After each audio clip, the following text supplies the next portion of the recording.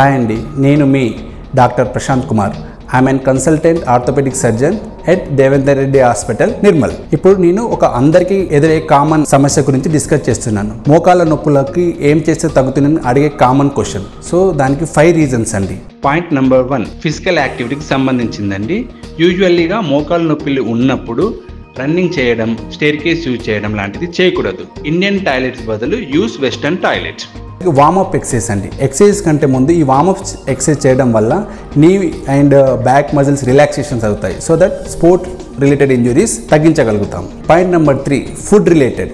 కొన్ని inflammatory foods ఉంటాయండి, అవి మనం అవాయిడ్ చేయాలి. Like alcohol, red meat, high sugar carbohydrates, అవి అవాయిడ్ చేయాలి. పాయింట్ నెంబర్ 4 వచ్చేసరికి footwear related. Like ladies high heels use చేయడము, జెంట్స్ బాగా టైట్ షూస్ యూజ్ చేయడం లాంటివి చేయకూడదు. యూజ్ కంఫర్ట్ సోల్స్ అనేటివి చాలా మెత్తగా ఉండాలి. 5th point is never ignore pain. అంటే మనం పెయిన్ కంటిన్యూస్గా వచ్చింది ఇగ్నోర్ చేయకూడదండి. మీరు దగ్గరలో ఉన్న ఆర్థోపెడిక్ సర్జన్కి వచ్చి మీ ప్రాబ్లమ్ అనేది కన్సల్ట్ చేసుకోండి.